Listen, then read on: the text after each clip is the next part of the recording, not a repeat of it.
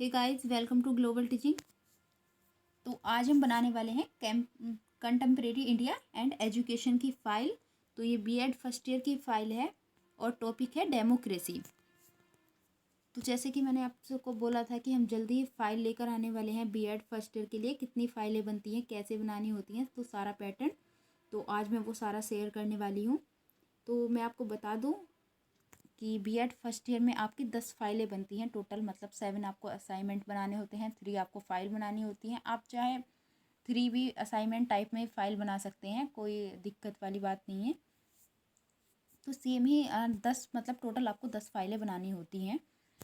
तो ये first file लेके आ रही हूँ मैं आज, कंटेम्प्रेरी इंडिया एंड एजुकेशन। इसी के बारे में आज हम सारा डिस्कस करने वाले हैं।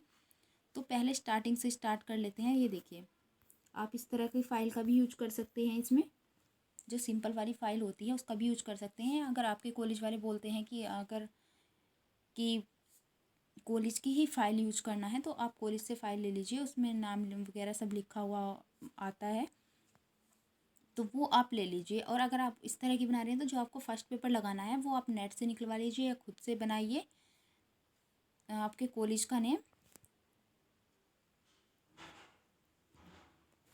ये देखिए, जैसे यहाँ पे क्या आ गया है, कॉलेज का नेम आ गया है और यहाँ पे क्या आ गया, एड्रेस आ गया। मतलब जो अंदर इसके पेज लगा हुआ है वो यहाँ पे इसका एड्रेस है, मतलब कॉलेज का नेम है ऊपर, और यहाँ पे क्या है, इसके एड्रेस लिखा हुआ है इस जगह पे। बाकी हम अभी देखेंगे किस तरह से करना है।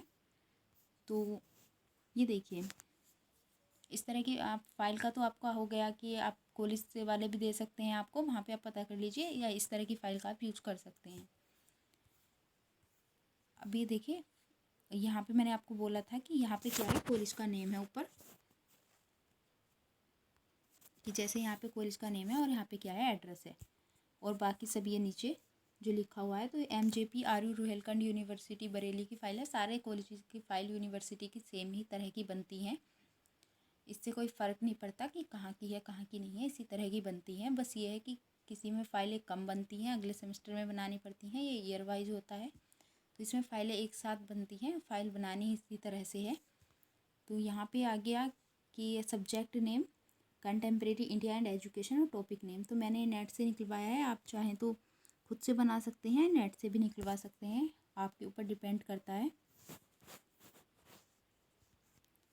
इसके बाद आपको कौन सा पेज लगाना है, आपको इंडेक्स लगाना है। तो ये बहुत इंपॉर्टेंट है, बीएड में आपको स्टार्टिंग से ही अच्छा करना है। तो ये देखिए, फर्स्ट पेपर हमने कौन सा लगाया है, अपने कॉलेज का लगाया है, और सेकंड ये इंडेक्स है। इसके बारे में हम टॉपिक जो लिख रहे हैं उसके बारे में, कि हमने उसका इंट्रोडक्शन लिखा है, उसकी विशेषताएं लिखी हैं, या फिर मतलब जो भी हम उस टॉपिक के बारे में लिख रहे हैं वो हमें इंडेक्स में लिखना है डिटेल में।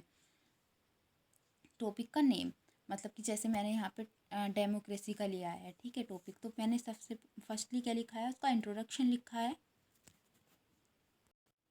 उसके बाद मैंने यहाँ पे क्या लिखा है, उसकी डेफिनेशन लिखी है, मतलब जो और साइंटिस्ट, पहले मैंने क्या लिखा, उसका इंट्रोडक्शन में क्या लिखा कि कहाँ से उत्पत्ति हुई है, किस तरह से बना है, और इसका मीन्स क्या है, ठीक है, जो मतलब डेमोक्रेसी का मतलब क्या है, तो वो मैंने सारा लिखा है। फिर मैंने इसकी डेफिनेशन लिखी है जो साइंटिस्ट के अकॉर्डिंग है, तो वो यहाँ पे मैंने पेज वगैरह डाल दिए हैं, और यहाँ पे टीचर को साइन करने होते हैं। फिर ये देखिए, टाइप्स ऑफ डेमोक्रेसी के बारे में लिखा है, बेसिक प्रिंसिपल ऑफ डेमोक्रेसी क्या है वो उसके बारे में मैंने लिखा है, वैल्यूज़ ऑफ डेमोक्रेसी क्या है वो मैंने लिखा है, AIIMS of education in democracy, important facts of democracy and conclusion. ठीक है, तो इन सब चीज़ों के बारे में मैंने डिटेल में लिखा है। तो आपको क्लियर हो गया होगा कि इंडेक्स किस तरह से बनाना है। फाइल का हमारा क्लियर हो गया है, और फर्स्ट पेपर हमने कॉलेज का लगाया है, और सेकंड पेपर कौन सा लगाया है, इंडेक्स का लगाया है। अभी देखिए, इंडेक्स के पीछे आपका जो टॉपिक है, देखिए आप अगर जो इंडेक्स के पीछे अगर आपको कोई मतलब पिक लगानी है आपने, क्योंकि आपका जो अगला पेपर आएगा वो किस चीज़ का आएगा, आपके टॉपिक से रिलेटेड आएगा, मतलब इंट्रोडक्शन लिखना है आपको टॉपिक का। तो अगर आप इंडेक्स के पीछे वाले पेज पे, प्लेन पेज पे अगर कोई फ़ोटो लगाना चाहते हैं तो आप टॉपिक से रिलेटेड नेट से निकलवा लीजिए किसी कैफ़े वाले से, या फिर आप खुद से बनाकर लगा लीजिए। तो आप किस, जैसे मैंने कौन सा टॉपिक लिखा है, डेमोक्रेसी का, ठीक है, तो इससे रिलेटेड ये जैसे पिक है तो मैं ये नेट से निकलवा कर लगवा लूँ जैसे इसमें, या फिर ये देखिए जैसे ये वाली पिक है डेमोक्रेसी की, मतलब इस तरह की जो भी इससे रिलेटेड पिक है तो वो हम लगा सकते हैं, या अगर हम खुद से बनाना चाहें तो वो हम बना सकते हैं। तो ये क्लियर हो गई पिक की कि हम इसमें कोई कंपलसरी पिक का लगाने का नहीं होता है।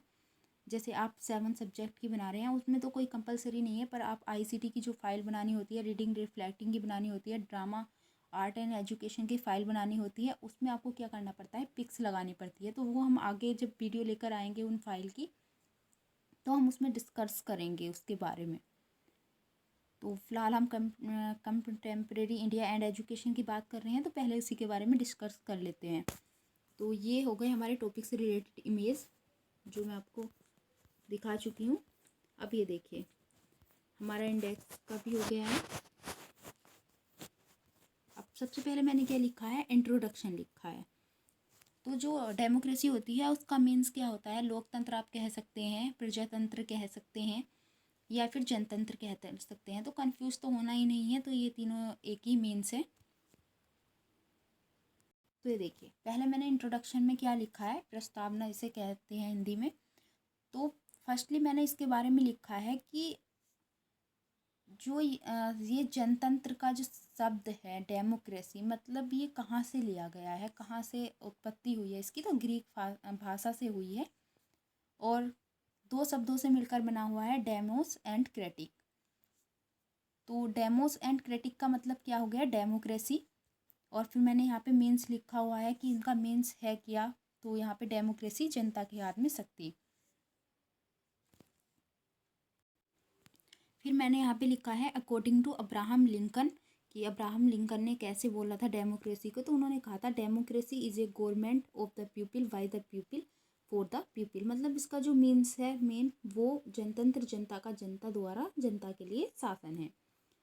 और मैंने इसे और ज़्यादा क्लियर करने के लिए सेकंड यहाँ पे टॉपिक लिया था डेफिनेशन ऑफ डेमोक्रेसी, मतलब जो साइंटिस्ट हुए हैं उनके अकॉर्डिंग कौन सी डेफिनेशन है। तो यहाँ पे मैंने यहाँ पे 4 लिए हैं, मतलब साइंटिस्ट हुए हैं यहाँ जो भी मोस्ट पीपल है, तो उनके अकॉर्डिंग मैंने यहाँ पे 4 जो डेफिनेशन है वो यहाँ पे लिख दी हैं। नेक्स्ट मैंने लिया है टाइप ऑफ डेमोक्रेसी। तो पहले मैंने इसके टाइप लिख दिए हैं कौन कौन से हैं, बाद में मैंने इन सबको डिटेल में लिख दिया है। तो आप देख लीजिए, अगर आपको इसी टॉपिक पर बनानी है तो कमेंट बॉक्स में कमेंट कर दीजिए, या पीडीएफ वगैरह आपको चाहिए तो आप बता सकते हो कमेंट बॉक्स में। तो ये देखिए मैंने इकोनॉमिक डेमोक्रेसी, सोशल, मतलब कि टोटल जो पार्ट है उसके वो डिफ़ाइन कर दिए हैं। फिर यहाँ पे मैंने लिखा है बेसिक प्रिंसिपल ऑफ डेमोक्रेसी। तो ये चीज़ें भी लिख चुकी हूँ मैं, और फिर इसके बारे में मतलब इसके पार्ट कौन कौन से हैं उसे मैंने लिखा है डिटेल में।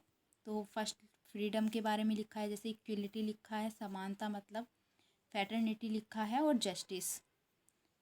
और फिर मैंने यहाँ पे वैल्यूज ऑफ डेमोक्रेसी लिखा है। और फिर यहाँ पे मतलब इसके जो पार्ट हैं उसे डिटेल में लिखा है, respect of the individual, tolerance and faith in change के बारे में लिखा है मैंने यहाँ पे, और चेंज थ्रू प्रेसिशन के बारे में लिखा है। और फिफ्थ है यहाँ पे सर्विस। तो ये वाला टॉपिक भी हमारा क्लियर हो गया है। अब ये देखिए मैंने टॉपिक लिया है AIIMS of education in democracy. तो यहाँ पे एम्स के बारे में लिखा है, मतलब मैंने कि जो एजुकेशन है उसमें डेमोक्रेसी का क्या मीन्स है, क्या उद्देश्य है, तो उसके बारे में तो आपको क्लियर हो गया होगा इस चीज़ के बारे में। तो यहाँ पे मैंने फिर इसके पार्ट जो थे उन्हें डिफ़ाइन किया है जनतंत्र के।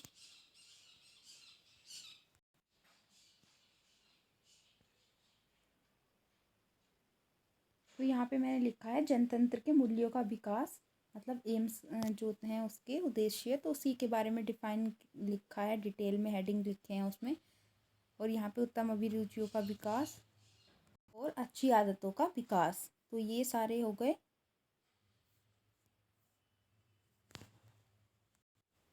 और जो और इम्पोर्टेंट चीज़ें थी, इम्पोर्टेंट फैक्ट्स जो थे डेमोक्रेसी के, तो उसके बारे में मैंने यहाँ पे सब लिखा है, सारी चीज़ें डिटेल में। और लास्ट में क्या लिखना है, कंक्लूजन।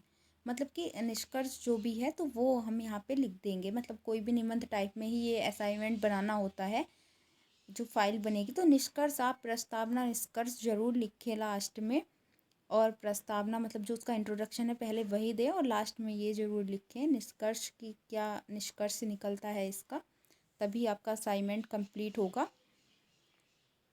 तो आपको काफ़ी क्लियर हो गया होगा कि किस टॉपिक को किस तरह से डिफाइन करना है। तो अगर वीडियो अच्छी लगी हो तो वीडियो को लाइक ज़रूर करें और चैनल को सब्सक्राइब कर लें। आज के लिए इतना ही रहने देते हैं। तो कल हम लेकर आएंगे चाइल्डहुड एंड ग्रोइंग अप है,